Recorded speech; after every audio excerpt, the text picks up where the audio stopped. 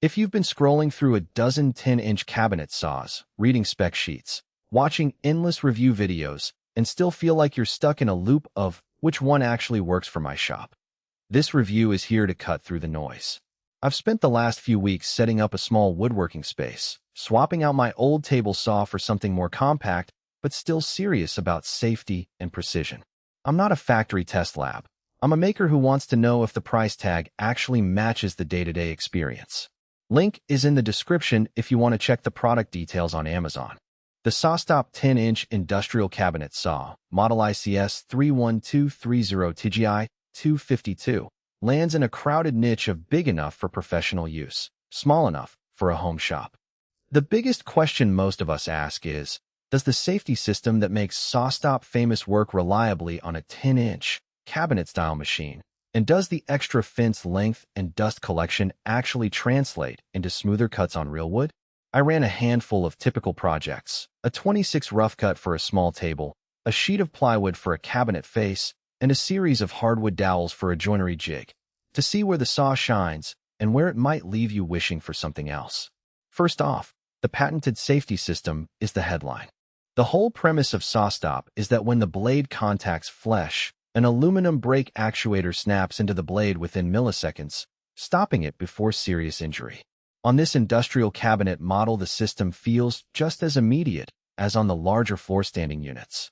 During my test, I deliberately let the blade touch a piece of foam simulating a slip, and the brake engaged cleanly, dropping the blade to a halt in less than a second. The activation was audible but not deafening, and the blade was still attached to the arbor for easy replacement. The peace of mind this gives you when you're cutting a 2x4 at the back of a crowded shop is huge. It turns a potentially catastrophic mistake into a minor pause. If you're the type of woodworker who occasionally loses focus or works with apprentices, that safety net is worth a substantial part of the cost. Reliability, beyond the safety system, is another claim the brand leans on. The saw is built with a full steel cabinet and a 3-horsepower motor that runs at a constant 3,600 revolutions per minute. In my week of use, the motor never throttled, the belt stayed tight, and the power draw stayed consistent even when cutting dense hardwood. The machine's vibration was low enough that the dust collector stayed attached without wobbling, which is something I've seen falter on cheaper cabinets where the motor housing isn't bolted solidly.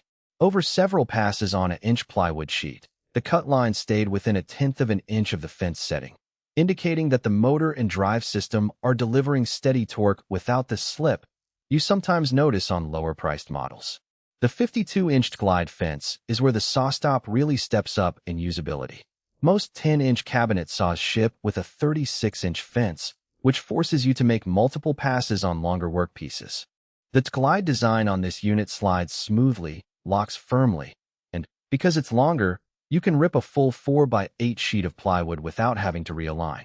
When I cut that sheet for a cabinet door, the fence stayed square to the blade the whole way, and the built-in track made it easy to attach featherboards for safety and consistency.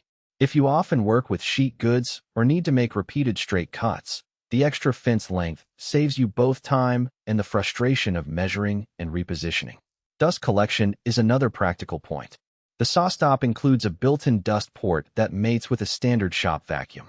I hooked it up to a 5-inch cyclone system, and the saw's dust bag stayed relatively clean even after an hour of continuous cutting.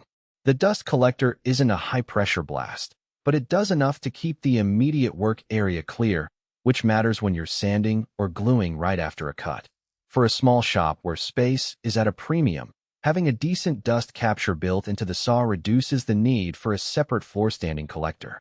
Now, the practical weaknesses. The first is size and weight.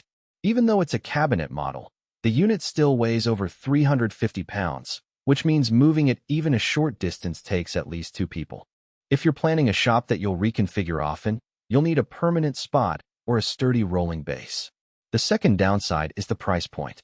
This is one of the more expensive 10-inch cabinet saws on the market, largely because of the safety system and the larger fence. For a hobbyist who never works with anyone else in the shop, the safety feature might feel like overkill compared to a basic, cheaper model that still cuts well. Finally, while the dust collection works, it's not a sealed system. The blade guard still lets fine particles escape, so you'll still want a good overall shop ventilation plan. Who should buy this machine? If you